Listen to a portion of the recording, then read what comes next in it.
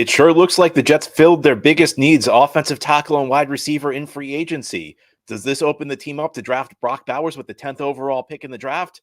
I don't think so, and I'll explain why today on Locked On Jets. You are Locked On Jets, your daily New York Jets podcast. Part of the Locked On Podcast Network, your team every day.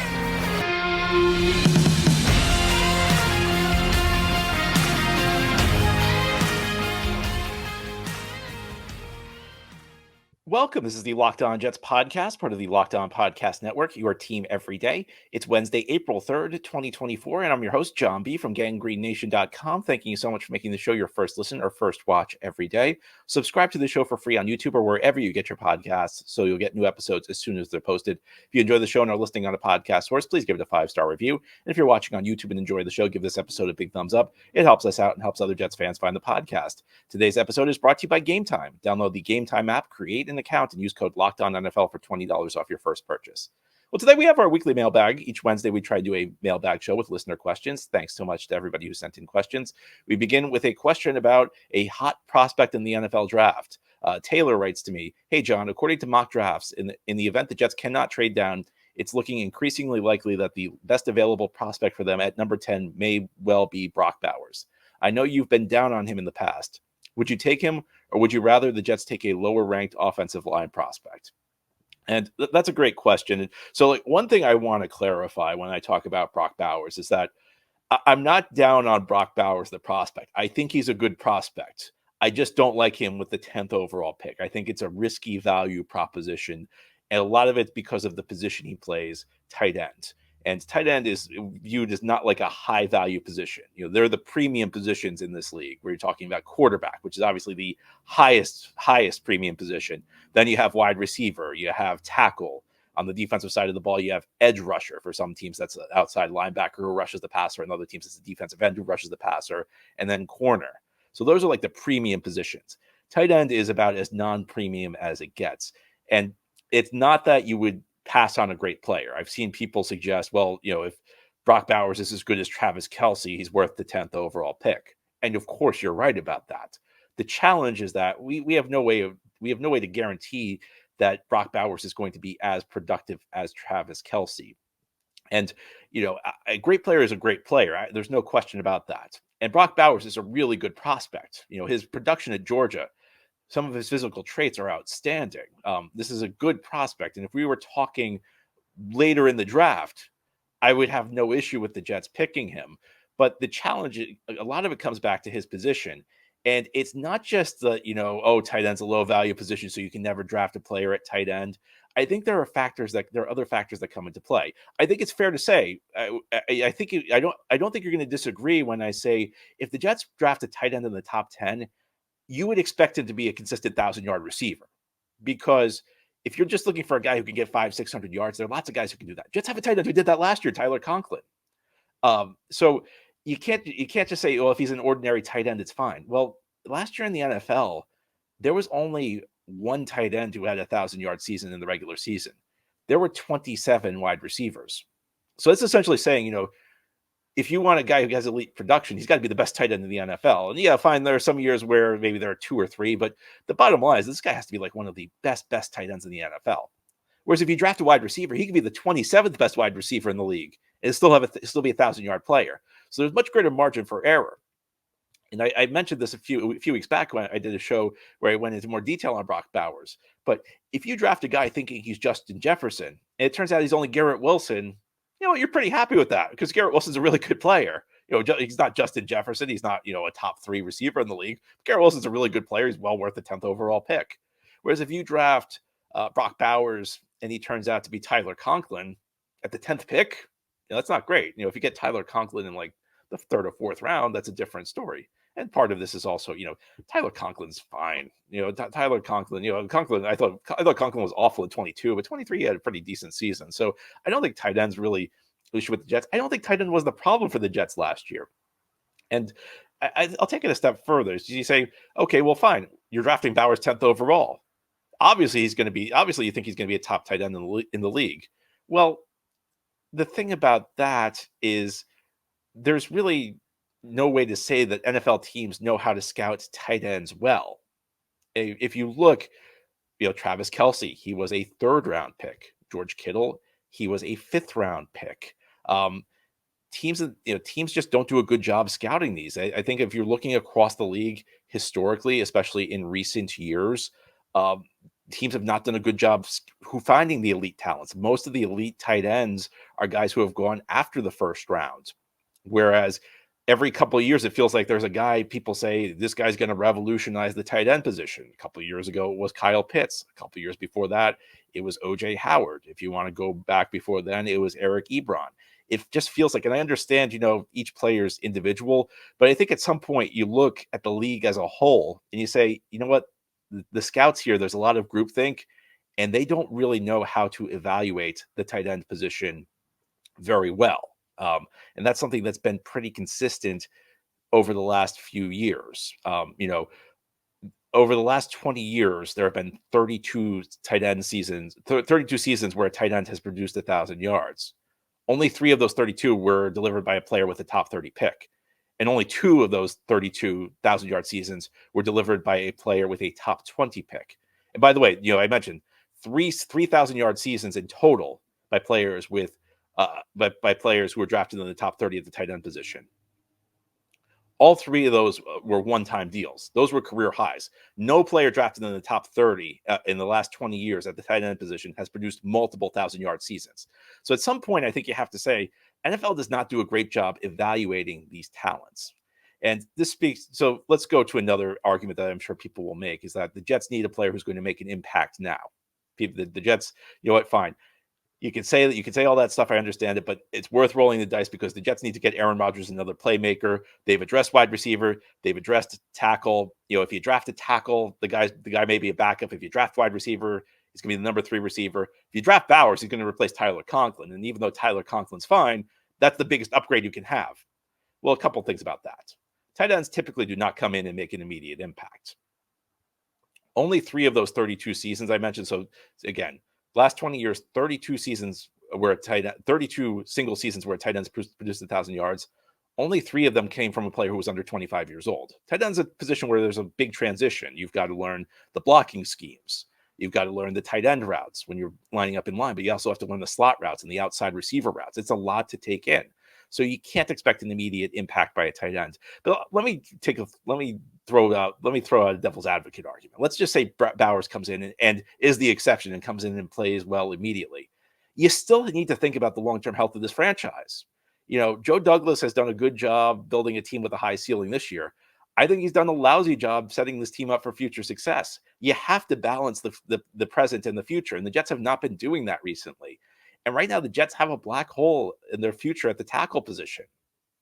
So, I mean, look, you don't just draft a tackle for the sake of drafting a tackle, but you have to lean towards tackle or you have to lean towards wide receiver because, like I said, I understand you could make the argument, well, Bowers is really like a wide receiver, but unless Bowers is like really an elite tight end, he's not going to give you the same value as a good wide receiver. And if you look at the Jets, not the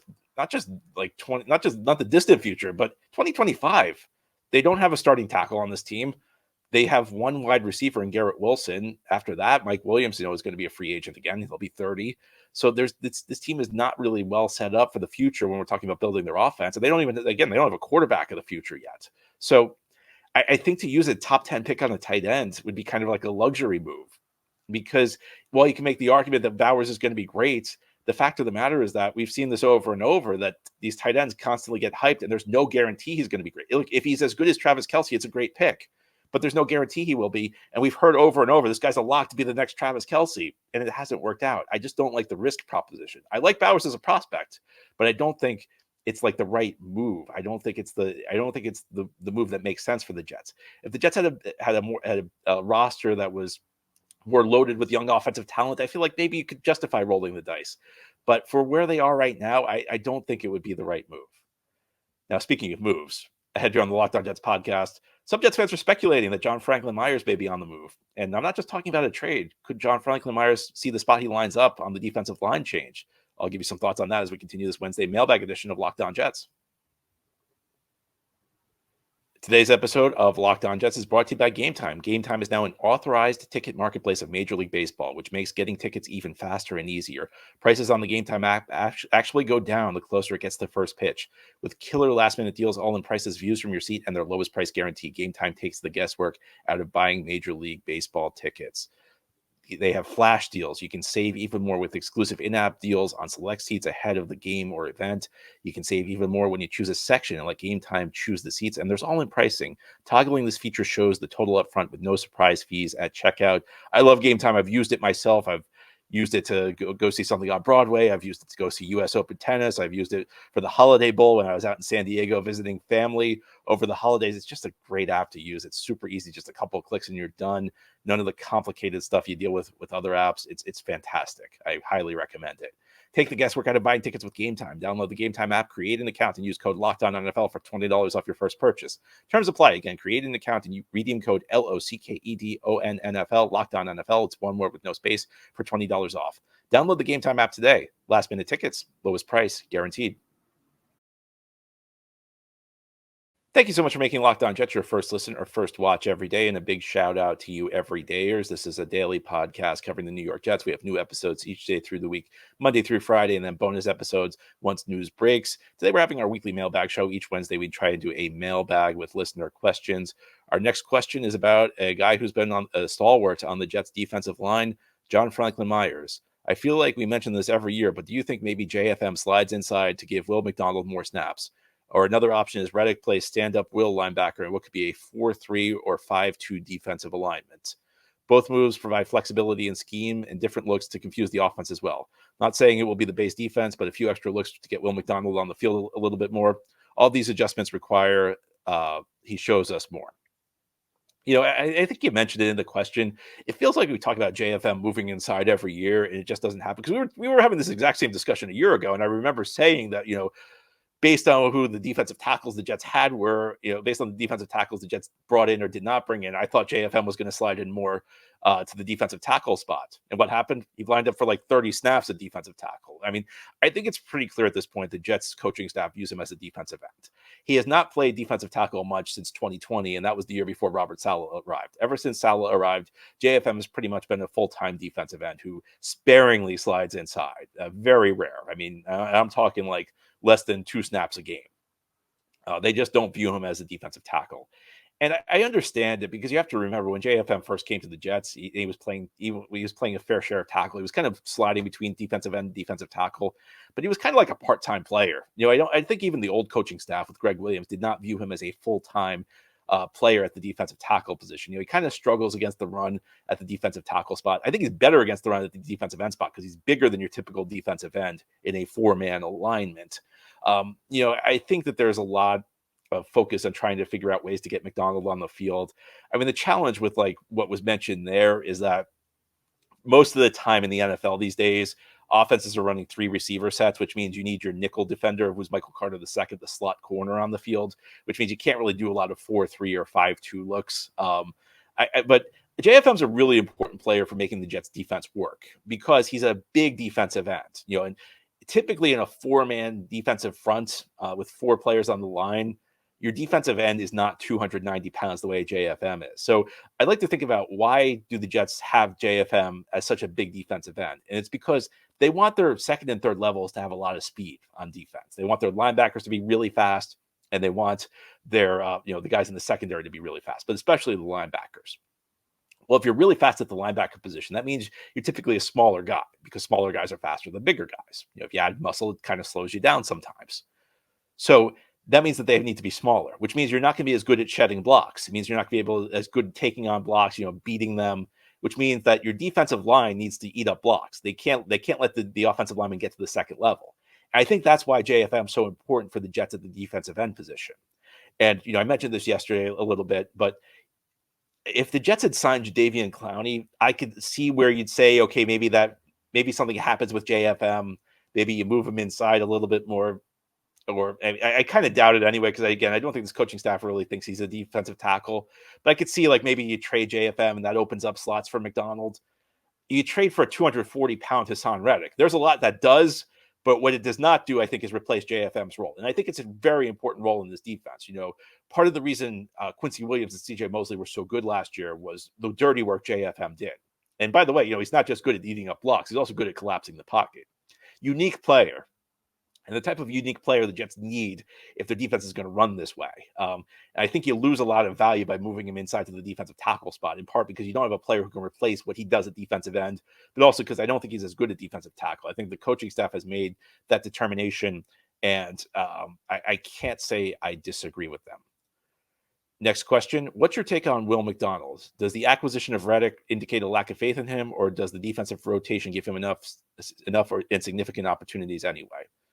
I talked a lot about this on yesterday's show, so you can check that out. But I think on some level, like if you believed in Will McDonald, you wouldn't make this move. I mean, here's the other thing. Last year, Will McDonald played sparingly. He was a 24-year-old rookie. And this is a team that does rotate heavily. There was every opportunity. Michael Clemens got more snaps than him.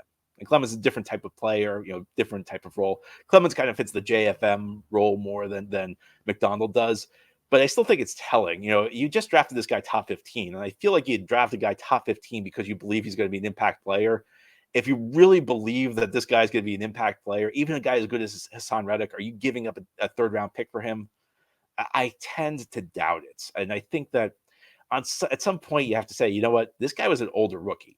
And being an older rookie means that you're more physically developed. Your game should be further along. You're closer to your athletic prime. You draft a guy at 21, it's kind of like a boy going up against men. You can see where maybe he'd have to sit a little while. Maybe he wouldn't be an immediate impact player.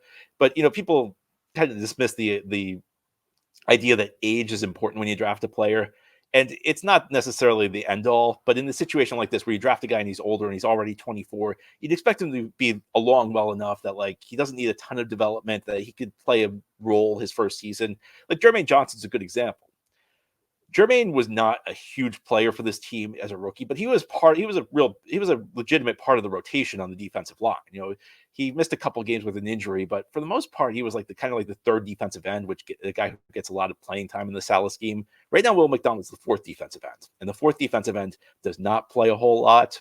So I don't see where the snaps are going to be for Will McDonald unless there's another move coming. And I don't think that move is going to be moving JFM inside, because you don't really, it's easy. I get it, because I do this sometimes too. I do this a lot too. Is like, we view defensive end, all of these players who play defensive end, as interchangeable, but JFM really plays a different role than the other guys at the defensive end position for the Jets. And I don't think they have anybody who can fill that role. And I don't think McDonald can. Like, maybe Jermaine could fill the JFM role, because Jermaine's really stout against the run and he can set the edge. So I guess maybe that would be like the one angle I could see. But I think at some point you have to say, you know what, they drafted this guy last year. They didn't play him. They just traded for Reddick. At some point you have to say, it's a real possibility they're just not big fans of what they see in Will McDonald. We'll see. I mean, maybe that's wrong. Maybe there is another move coming. Maybe JFM does, but I'm not saying anything's 100% set in stone. But if you're asking what my read on the situation is, that's what it is. Now, here on the Locked On Jets podcast, we're going to turn our attention back to the NFL draft. Lots of talk about the Jets potentially trading up, but could they trade down? How far should they be willing to trade down? I have some thoughts on that, and I'll give them to you as we continue this Wednesday mailbag edition of Locked On Jets. Today's episode of Locked On Jets is brought to you by FanDuel. The sports calendar is loaded, and FanDuel is making it more exciting to get in on the action, because right now new customers get $200 in bonus bets with any winning $5 bet. That's $200 you can use to bet on the tourney, Major League Baseball, the NBA, the NHL, and so much more. It really is a great time on the sports calendar. Big win last night for a local college basketball team. Go Pirates. Seton Hall advances to the final of the NIT. Yankees dropped their first game last night. Mets, things are not looking so great, but things are not looking so bad for the locals, especially in hockey and basketball. Well, again, you can get in on the action with FanDuel. $200 in bonus bets with any winning $5 bet. Just visit FanDuel.com/lockedon and make your first bet a big win. Again, that's FanDuel.com/lockedon. FanDuel, America's #1 sportsbook. This is the Locked On Jets podcast. On this Wednesday, we're doing our weekly mailbag show. Our next question is from Tom. How far would you be willing to drop down in a trade down this year? The Cardinals are a team with a ton of draft capital, 2 first-round picks, an early second-round pick, 3 thirds, and an early fourth. Would you take 27-34 and a third or fourth-round pick to allow them to jump to 10th overall? They have a top 5 pick and have been linked to picking wide receiver. Maybe a defensive stud falls to 10, and they like the idea of having the offensive and defensive rookies of the year like we did 2 years ago. Yeah, that's a great question. How far would you be willing to drop down?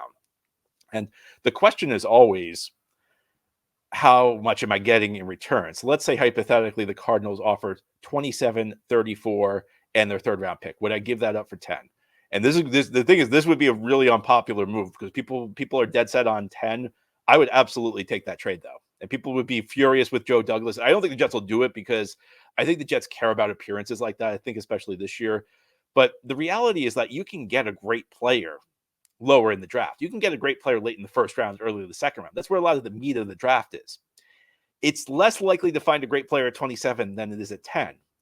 But when you're adding 34 and you're adding a third round pick, you get 3 swings of the bat, and that increases your odds. And I actually looked into this a couple years ago, and this went back when the Jets were trying to trade for Tyreek Hill, because the Jets offered reportedly to Kansas City when Hill was on the block picks 35, 38, and 69. So, kind of in the same ballpark of what we're talking here. And the Jets had the 10th overall pick that year. And I kind of looked into this and I said, would it be better for the Jets to just give up the 10th pick, or would it be better to give up that package of picks? It was 35, 38, and 69 at the time. And most people would have said it would be better to give up the 3 picks. It would be better to give up the 2 second rounders and the third rounder than 10th overall. But I actually looked at like what the career outcomes of players selected with these selections. And it turned out it was actually better to have 35, 38, and 69. I looked at these players over a span of some time, and what I found is that because you get 3 swings of the bat with the 2 picks in the 30s and 69, you got more than double the seasons where players were starters for you. You got about double the Pro Bowls. You got slightly more first team All Pros.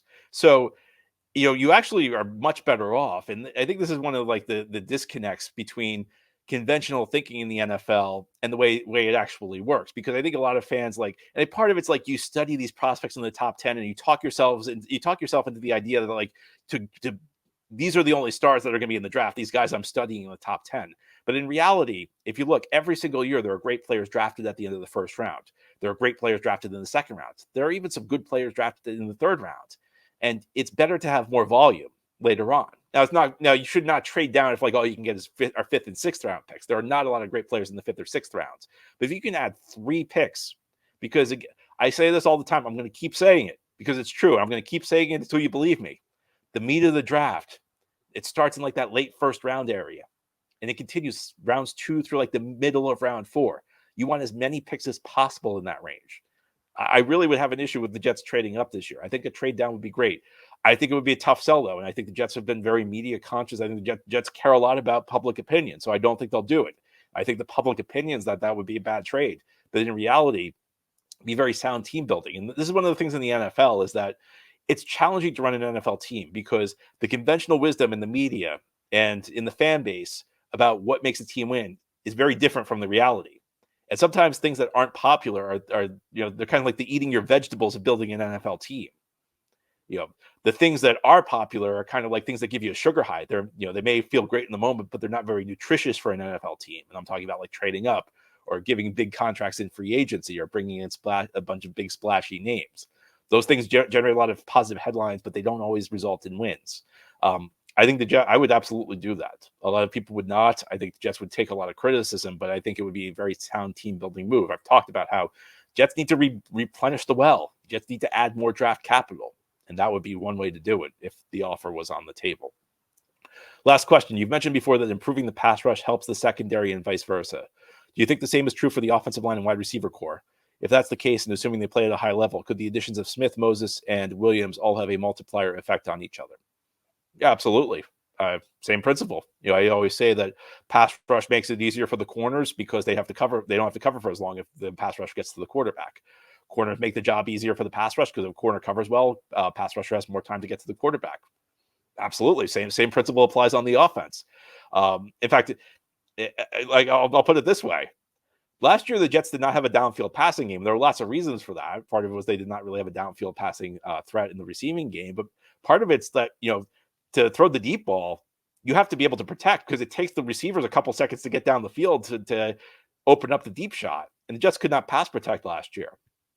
And I think the quarterback also comes into this. Look, I think people overstate like how much Rodgers is going to help the offensive line.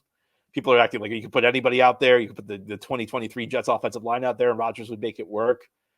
It's not that simple, but Rodgers is going to help. Rodgers will know when to get the ball out. He'll know where his hot route is if there's a free runner. He'll also get the team in the right protection most of the time. I think you're going to see less free runners coming at the Jets just because Rodgers understands defenses. He understands how to set the protection properly. He understands what tells the defense has. So I think all these things are going to help. Yeah, and absolutely. I mean, these things, everything on offense, one part of offense helps another. And one part of offense when it's weak hurts another. I think the same principle absolutely applies. I think a better offensive line, it doesn't just help receivers; it's essential for wide receivers because otherwise you end up in a situation like Trevor Siemian the end of last year, where he's just dumping the ball off the snap because he's trying to avoid sacks, and you end up throwing quick passes that have no chance of succeeding. So I think it's essential that the offensive line for offensive line play to help wide receivers. And I think the quarterback helps out as well. And a quarterback who can see when his offensive line has been beaten, he can get the ball to his receiver quickly. He can find his outlet. That's another thing that's very helpful. So yeah, I think these things absolutely help each other. I think the same principle certainly applies on the offensive side of the ball. That's all for today's episode. This has been the Locked On Jets podcast, part of the Locked On Podcast Network. Your team every day is our motto. As always, if you enjoyed the show, hit the subscribe button where you're watching or listening so that you'll never miss an episode. If you enjoy the show and you're listening on a podcast source, please give it a 5-star review. And if you're watching on YouTube and enjoy the show, give this episode a big thumbs up. It helps us out, helps other Jets fans find the podcast. Enjoy your Wednesday, everybody. We'll be back tomorrow to talk more Jets.